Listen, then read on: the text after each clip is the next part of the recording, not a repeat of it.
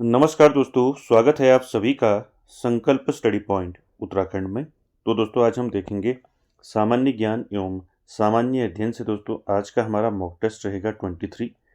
इससे पहले दोस्तों सामान्य ज्ञान एवं सामान्य अध्ययन से 22 जो है दोस्तों मॉक टेस्ट कंप्लीट हो चुके हैं दोस्तों, जिनको आप चैनल में जाके देख सकते हैं। चलिए दोस्तों स्टार्ट करते हैं आज का सेशन, और आप सभी लोग दोस्तों वीडियो के एंड तक जरूर बने रहें। चलिए स्टार्ट करते हैं आज का सेशन, और साथ ही साथ आप आंसर करते हुए चलेंगे। पहला क्वेश्चन लेते हैं आज का। पहला क्वेश्चन है, देखिए और आंसर कीजिए। पहला क्वेश्चन है, हड़प्पा सभ्यता के अंतर्गत हल से जोते गए खेत का साक्ष्य कहाँ से मिला है? ऑप्शन देखिए, मोहनजोदड़ो, धौलावीरा, कालीबंगा या फिर इनमें से कोई नहीं। तो क्या हो जाएगा दोस्तों क्वेश्चन नंबर फर्स्ट का राइट आंसर, हड़प्पा सभ्यता के अंतर्गत हल से जोते गए खेत का साक्ष्य कहाँ से मिला है? तो फर्स्ट का दोस्तों राइट आंसर क्या हो जाएगा? फर्स्ट का राइट आंसर हो जाएगा कालीबंगा। ठीक है, तो सी ऑप्शन यहाँ पर आपका राइट हो जाएगा दोस्तों, याद रखेंगे। साथ ही साथ दोस्तों हड़प्पा सभ्यता से आपको याद रखना है, हड़प्पा सभ्यता दोस्तों इसे सिंधु घाटी सभ्यता के नाम से भी जाना जाता है। किस नाम से जाना जाता है? सिंधु घाटी सभ्यता के नाम से। ठीक है, सिंधु घाटी सभ्यता के नाम से इसको जाना जाता है। ठीक है, साथ ही साथ आपको याद रखना है, हड़प्पा सभ्यता जो है दोस्तों ये आपका सिंधु नदी के किनारे विकसित हुई थी। ठीक है, इसीलिए इसको जो है सिंधु घाटी सभ्यता के नाम से जाना जाता है। किस नदी के किनारे विकसित विकसित हुई थी हड़प्पा सभ्यता? सिंधु नदी के किनारे। ठीक है, सिंधु नदी के किनारे विकसित हुई थी दोस्तों हड़प्पा सभ्यता। और साथ ही साथ दोस्तों आपको याद रखना है, हड़प्पा शहर की खोज किसने की, ये पूछा जाता है। ठीक है, इसलिए याद रखना है, हड़प्पा शहर की जो खोज की थी वो किसने की थी? वो की थी दयाराम साहनी ने। ठीक है, किसने की थी? दयाराम दयाराम साहनी ने हड़प्पा शहर की खोज की थी। कब की थी? याद रखेंगे 1921 में की थी, 1921 में। ठीक है, ये पूछा जाता है, याद रखेंगे इसको। हड़प्पा सभ्यता यानी कि हड़प्पा शहर की खोज किसने की? दयाराम साहनी ने की 1921 में इसकी खोज की। ठीक है, साथ ही साथ हड़प्पा सभ्यता को दोस्तों कांस्य युगीन सभ्यता भी कहा जाता है। ठीक है, हड़प्पा सभ्यता को क्या कहा जाता है?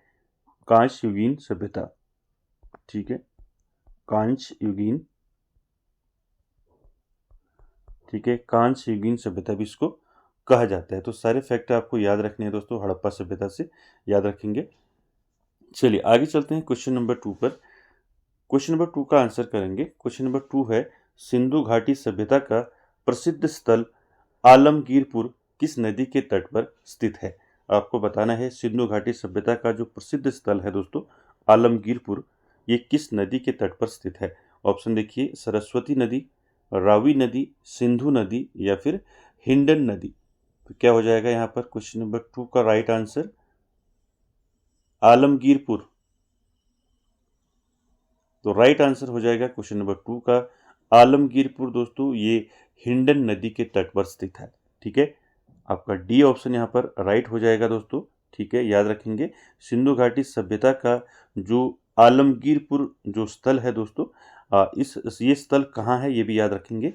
ये उत्तर प्रदेश के, ठीक है, उत्तर प्रदेश के मेरठ जिले में स्थित है। ठीक है, उत्तर प्रदेश के मेरठ जिले में स्थित है दोस्तों आलमगीरपुर। ठीक है, ये भी साथ रखेंगे। और साथ ही साथ दोस्तों आलमगीरपुर की बात करें तो ये हिंडन नदी के किनारे स्थित है। और साथ ही साथ याद रखेंगे जो आलमगीरपुर है ये स्थल जो है सिंधु घाटी सभ्यता का यह पूर्वी स्थल है। कैसा स्थल है ये? पूर्वी स्थल है। ठीक है, ये भी याद रखेंगे। ठीक है, तो सारे फैक्ट आपको याद रखने हैं। सिंधु घाटी सभ्यता का जो प्रसिद्ध स्थल है आलमगीरपुर, ये दोस्तों हिंडन नदी के तट पर स्थित है। और आलमगीरपुर आप जानते हैं ये उत्तर प्रदेश के मेरठ जिले में स्थित है। ठीक है, आगे चलते हैं क्वेश्चन नंबर 3 पर।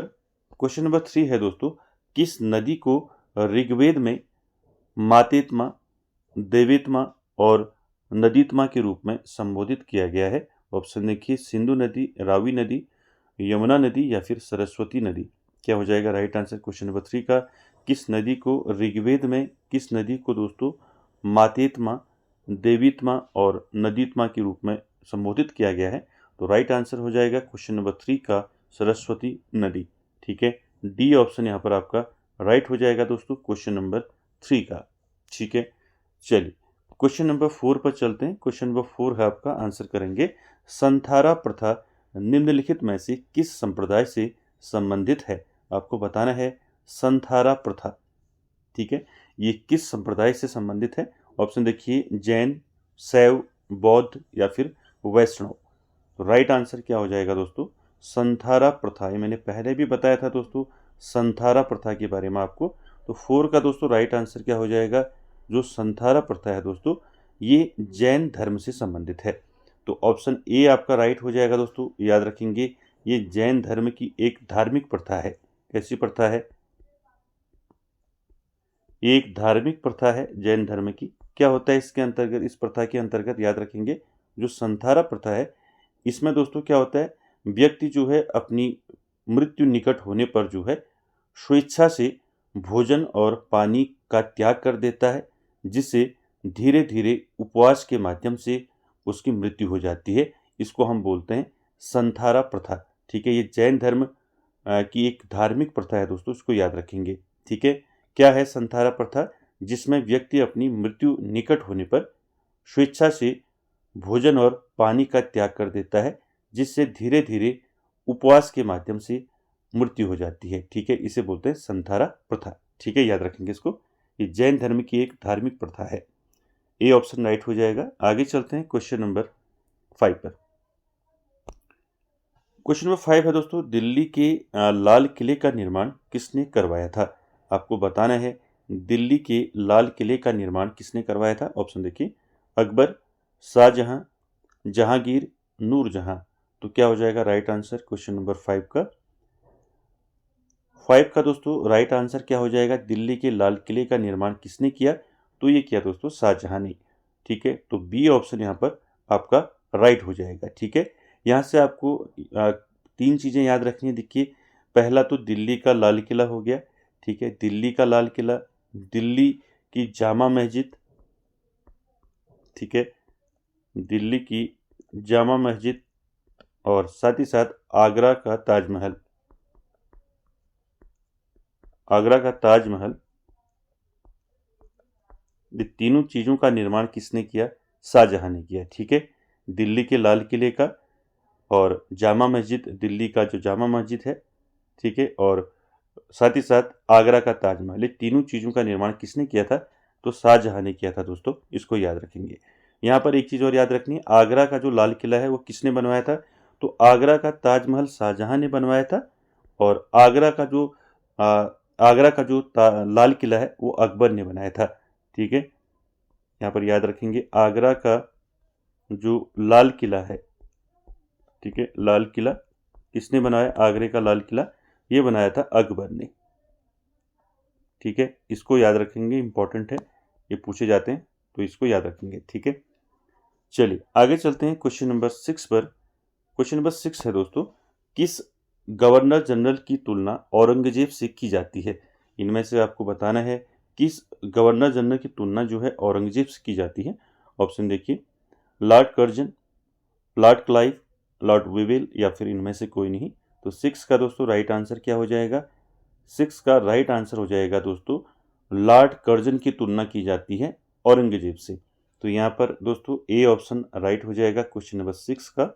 ठीक है, साथ ही साथ लॉर्ड कर्जन की बात करें तो लॉर्ड कर्जन जो है दोस्तों ये भारत का वाइसराय था। ठीक है, क्या था, भारत का वाइसराय। तो ये भी याद रखेंगे, भारत के वाइसराय के रूप में कर्जन का कार्यकाल कब से कब तक रहा। तो कार्यकाल की बात करें, कार्यकाल याद रखेंगे 1899 से लेके 1905 तक, 1905 तक ये इसका कार्यकाल था। 1899 से 1905 तक, इसको याद रखेंगे। ठीक है, चलिए आगे चलते हैं दोस्तों क्वेश्चन नंबर 7 पर। क्वेश्चन नंबर 7 का आंसर करेंगे। 7 है दोस्तों, यंग बंगाल आंदोलन के प्रवर्तक कौन थे। आपको बताना है यंग बंगाल आंदोलन, तो इसके प्रवर्तक कौन थे। ऑप्शन देखिए, राजा राम मोहन रॉय, विलियम डेरोजियो, बंकिम चंद्र या फिर अरविंद घोष। राइट आंसर क्या हो जाएगा इसका, बताइए। यंग बंगाल आंदोलन के प्रवर्तक कौन थे? तो यंग बंगाल आंदोलन के प्रवर्तक थे दोस्तों विलियम डेरोजियो। ठीक है, बी ऑप्शन यहाँ पर आपका राइट हो जाएगा दोस्तों। डेरोजियो थे यंग बंगाल आंदोलन के प्रवर्तक। साथ ही साथ दोस्तों ये जो यंग बंगाल आंदोलन है ये एक बौद्धिक और सामाजिक सुधार आंदोलन था। ठीक है, याद रखेंगे, जो यंग बंगाल आंदोलन था दोस्तों ये एक बौद्धिक और सामाजिक सुधार आंदोलन था। इसकी शुरुआत कब से हुई अगर आपको पूछा जाता है तो यंग बंगाल आंदोलन की जो शुरुआत हुई थी दोस्तों वो हुई थी 1820 के दशक में। 1820 के दशक में इसकी शुरुआत हुई थी दोस्तों यंग बंगाल आंदोलन की। ठीक है, चलिए आगे चलते हैं दोस्तों क्वेश्चन नंबर 8 पर। क्वेश्चन नंबर 8 है, शक्ति के पृथक्करण का सिद्धांत किसने दिया? यानी कि सेपरेशन ऑफ पावर्स का जो सिद्धांत है वो किसने दिया है ये बताना है। ऑप्शन देखिए, रूसो, वॉल्टेयर, मॉन्टेस्क्यू या इनमें से कोई नहीं। तो राइट आंसर क्या हो जाएगा दोस्तों, ये कई बार पूछा गया है। ठीक है, शक्ति के पृथक्करण का सिद्धांत किसने दिया है, या इसको आप कह सकते हैं सेपरेशन ऑफ पावर्स का जो सिद्धांत है वो किसने दिया। तो यहाँ पर 8 का दोस्तों राइट आंसर हो जाएगा मॉन्टेस्क्यू। ठीक है, सी ऑप्शन यहाँ पर राइट हो जाएगा दोस्तों। मॉन्टेस्क्यू ने दिया था दोस्तों, क्या दिया था, सेपरेशन ऑफ पावर्स का सिद्धांत दिया था, यानी कि शक्ति पृथक्करण का सिद्धांत दिया था। इसको याद रखेंगे। साथ ही साथ दोस्तों बात करें मॉन्टेस्क्यू की, तो मॉन्टेस्क्यू कौन था दोस्तों, ये फ्रांस के एक राजनीतिक विचारक था फ्रांस का। ठीक है, न्यायविद और उपन्यासकार था। ठीक है, याद रखेंगे, ये फ्रांस का क्या था, ठीक है, फ्रांस, ठीक है, फ्रांस का एक क्या था, राजनीतिक विचारक। ठीक है, राजनीतिक विचारक, न्यायविद तथा उपन्यासकार था, याद रखेंगे। साथ ही साथ दोस्तों यहाँ से एक क्वेश्चन पूछा जाता है कि एक ग्रंथ लिखा है दोस्तों मॉन्टेस्क्यू ने, जो बार बार पूछा जाता है, फेमस एक ग्रंथ लिखा है, कौन सा है आपको बताना है, कौन सा ग्रंथ लिखा है मॉन्टेस्क्यू ने। तो याद रखेंगे द स्पिरिट ऑफ लॉज। ठीक है, याद रखेंगे कौन सा ग्रंथ लिखा है, the Spirit of the Laws. ठीक है, इसको याद रखेंगे, ये ग्रंथ किसने लिखा है, तो ये लिखा है आपका मॉन्टेस्क्यू ने। ठीक है, याद रखेंगे इसको, द स्पिरिट ऑफ लॉज जो है ये ग्रंथ किसने लिखा है, तो ये मॉन्टेस्क्यू ने लिखा है दोस्तों। ठीक है, कब लिखा ये भी याद रखेंगे। इसका जो प्रकाशन हुआ था दोस्तों, इसका प्रकाशन हुआ था 1748 में। ठीक है, 1748 में इसका प्रकाशन हुआ था दोस्तों, the Spirit of the Laws का। ठीक है, ये ग्रंथ किसका है, ये ग्रंथ है मॉन्टेस्क्यू का। ठीक है, पूछा जाता है, इसको याद रखेंगे। चलिए आगे चलते हैं क्वेश्चन नंबर 9 पर। क्वेश्चन नंबर 9 है दोस्तों, मैं ही राजा हूँ, सॉरी मैं ही राज्य हूँ और मेरे शब्द ही कानून है, यह कथन किसका है? आपको बताना है ये जो कथन है किसने कहा है। ऑप्शन देखिए, रूसो, लुई 16वां, नेपोलियन या फिर वॉल्टेयर। मैं ही राज्य हूँ और मेरे शब्द ही कानून है, यह कथन किसका है? तो 9 का दोस्तों राइट आंसर क्या हो जाएगा, 9 का राइट आंसर हो जाएगा दोस्तों लुई 16वां। ठीक है, बी ऑप्शन यहाँ पर राइट हो जाएगा दोस्तों। याद रखेंगे, मैं ही राज्य हूँ और मेरे शब्द ही कानून है, यह कथन किसने कहा है, लुई 16वें ने कहा है। ठीक है, लुई 16वां कौन था दोस्तों, ये भी याद रखेंगे। लुई 16वां जो है फ्रांस के बुर्बो राजवंश का जो है ये अंतिम क्या था, राजा था। ठीक है, ये भी याद रखेंगे, फ्रांस के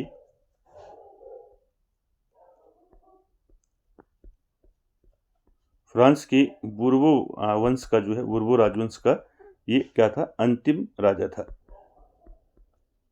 ठीक है, अंतिम राजा, याद रखेंगे। साथ ही साथ दोस्तों लुई 16वां का जो शासन रहा, कब से कब तक रहा, तो लुई 16वां का जो शासन रहा दोस्तों वो रहा 1774 से लेके आपका 1792 तक।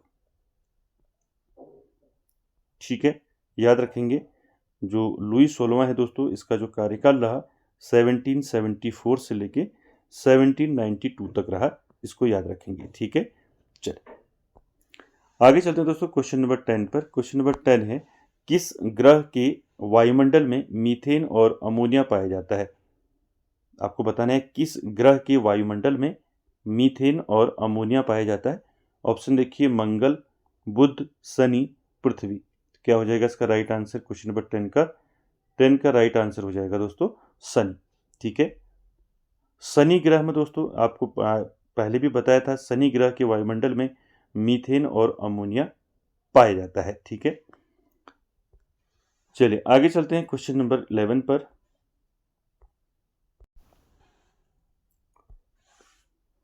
क्वेश्चन नंबर 11 का आंसर करेंगे। क्वेश्चन नंबर 11 है दोस्तों, हरिके बैराज किन नदियों के संगम पर बनाया गया है? आपको बताना है हरिके बैराज किन नदियों के संगम पर बनाया गया है। ऑप्शन देखिए सतलज रावी, सतलज सिंध, सतलज चेनाब या फिर सतलज व्यास। तो क्या हो जाएगा यहाँ पर राइट आंसर क्वेश्चन नंबर 11 का? याद रखेंगे जो हरिके बैराज है ये कहाँ है आपको पता होना चाहिए। ये पंजाब राज्य के फिरोजपुर जिले में है। ठीक है, कहाँ है? पंजाब राज्य के फिरोजपुर जिले में है। ठीक है, फिरोजपुर। ठीक है, याद रखेंगे हरिके बैराज कहाँ स्थित है? ये पंजाब राज्य के फिरोजपुर जिले में स्थित है। आपको बताना है ये किन नदियों के संगम पर आपका बनाया गया है। तो 11 का राइट आंसर हो जाएगा दोस्तों ये सतलज और ब्यास नदियों के संगम पर बनाया गया है। तो डी ऑप्शन यहाँ पर आपका राइट हो जाएगा दोस्तों। ठीक है, क्या हो जाएगा right answer? D option right हो जाएगा। सतलज और ब्यास नदियों के संगम पर जो है बनाया गया है हरिके बैराज। ठीक है, पंजाब में है, अभी बताया मैंने आपको पंजाब के फिरोजपुर जिले में स्थित है।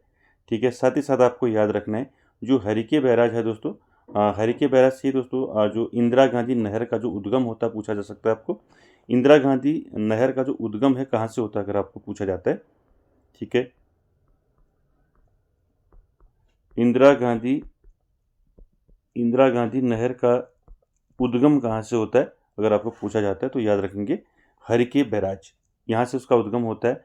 और राजस्थान के मरुस्थलीय क्षेत्रों पर जो है दोस्तों ये क्षेत्रों को सिंचित करती है, ये भी साथ में याद रखेंगे। तो दो क्वेश्चन यहाँ से बन गया आपके। इंदिरा गांधी नहर का उद्गम कहाँ से होता है? हरिके बैराज से होता है। हरिके बैराज कहाँ है आपका? ये पंजाब के फिरोजपुर जिले में स्थित है। और किन नदियों के संगम पर स्थित है ये भी याद रखेंगे, सतलज और ब्यास नदियों के संगम पर स्थित है। चल आगे चलते हैं क्वेश्चन नंबर 12 पर।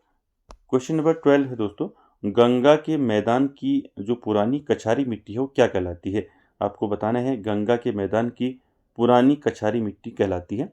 ऑप्शन देखिए भाबर, खादर, बांगर या फिर इनमें से कोई नहीं।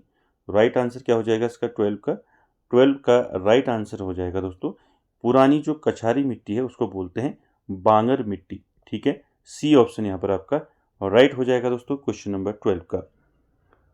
आगे चलते हैं क्वेश्चन नंबर 13 पर। क्वेश्चन नंबर 13 है दोस्तों, नॉर्मन बोरलॉग जो हरित क्रांति के जनक माने जाते हैं किस देश से हैं? आपको बताना है नॉर्मन बोरलॉग जो है हरित क्रांति के इनको जनक कहा जाता है और ये किस देश के हैं?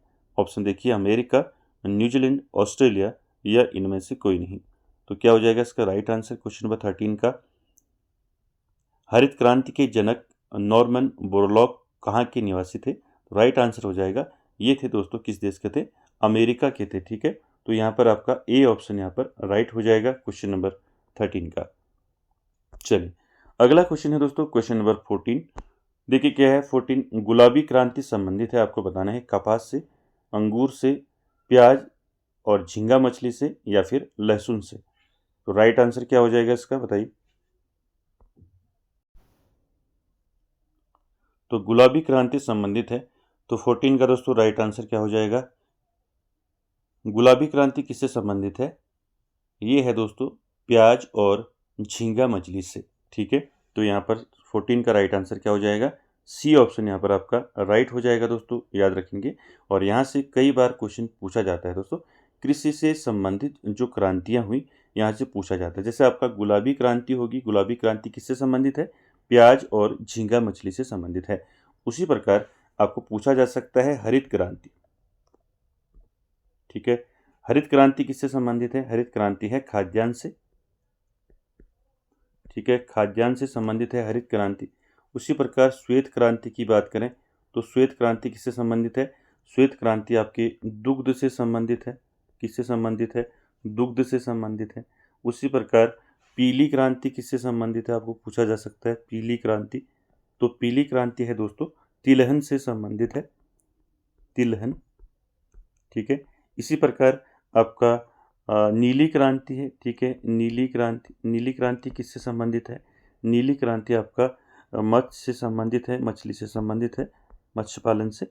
और उसी प्रकार रजत क्रांति की बात करें तो रजत क्रांति किससे संबंधित है? रजत क्रांति है आपका अंडे से संबंधित है, रजत क्रांति।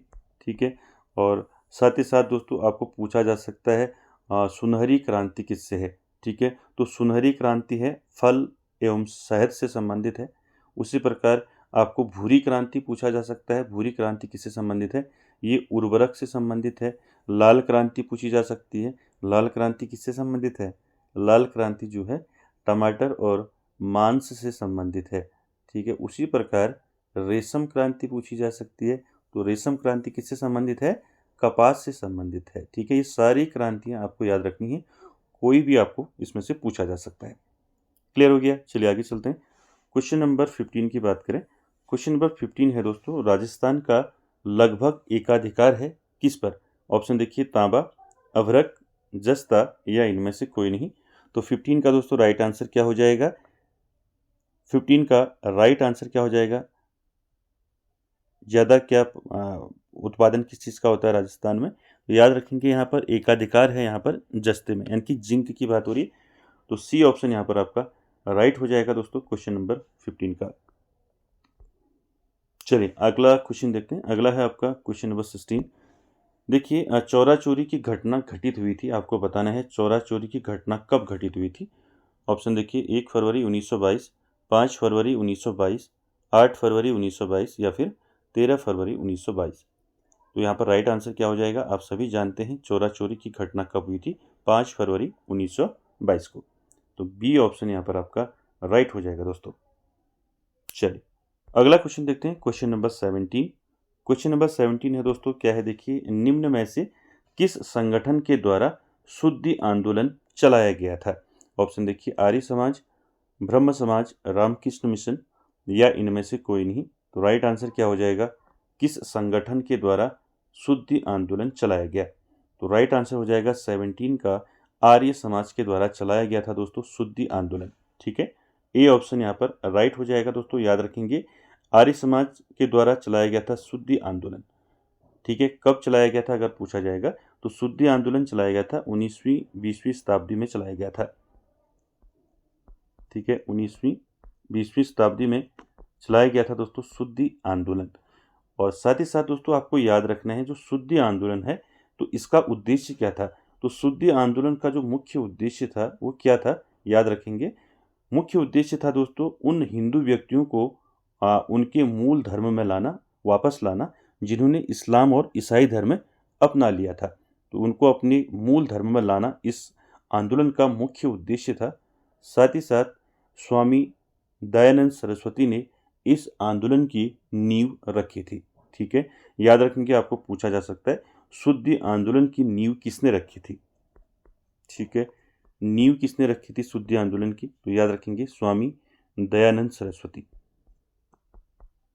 स्वामी दयानंद सरस्वती। ठीक है, इसको याद रखेंगे। चलिए आगे चलते हैं क्वेश्चन नंबर 18 पर। क्वेश्चन नंबर 18 है दोस्तों, विश्व खाद्य एवं कृषि संगठन का मुख्यालय कहाँ स्थित है? आपको बताना है विश्व खाद्य एवं कृषि संगठन का जो मुख्यालय है वो कहाँ है। ऑप्शन देखिए, रोम, जर्मनी, अमेरिका, चीन। क्या हो जाएगा राइट आंसर 18 का? विश्व खाद्य एवं कृषि संगठन का मुख्यालय है दोस्तों रोम में। ठीक है, रोम इटली में दोस्तों विश्व खाद्य एवं कृषि संगठन का मुख्यालय है, याद रखेंगे इसको।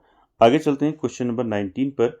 क्वेश्चन नंबर 19 है दोस्तों, मार्च 2025 में गोल्ड मर्करी अवार्ड 2025 से किसे सम्मानित किया गया है? ऑप्शन देखिए, जो बाइडेन, नरेंद्र मोदी, दलाई लामा या इनमें से कोई नहीं। तो राइट आंसर क्या हो जाएगा इसका क्वेश्चन नंबर 19 का? गोल्ड मर्करी अवार्ड 2025 से किसे सम्मानित किया गया है? तो राइट आंसर हो जाएगा दोस्तों दलाई लामा। ठीक है, सी ऑप्शन यहाँ पर आपका राइट हो जाएगा दोस्तों क्वेश्चन नंबर 19 का। अगला क्वेश्चन है आज का आखिरी क्वेश्चन है क्वेश्चन नंबर 20। आंसर करेंगे, रामसर पुरस्कार 2025 जीतने वाली पहली भारतीय महिला कौन बनी है? ऑप्शन देखिए, वंदना शिवा, सुनीता नारायण, जयश्री वेंकटेशन या इनमें से कोई नहीं। तो क्या हो जाएगा इसका राइट आंसर? रामसर पुरस्कार 2025 जीतने वाली पहली भारतीय महिला। इसलिए इंपॉर्टेंट हो जाता है दोस्तों, पहली भारतीय महिला कौन बनी है रामसर पुरस्कार 2025 जीतने वाली। राइट आंसर हो जाएगा 20 का, क्या हो जाएगा राइट आंसर? जयश्री वेंकटेशन। ठीक है, सी ऑप्शन यहाँ पर आपका राइट हो जाएगा दोस्तों, क्वेश्चन नंबर 20 का। तो दोस्तों ये थे 20 क्वेश्चन जो हमने सामान्य ज्ञान एवं सामान्य अध्ययन से देखे। आई होप आप सभी को अच्छे लगे होंगे, और वीडियो को एंड तक देखने के लिए थैंक यू वेरी मच।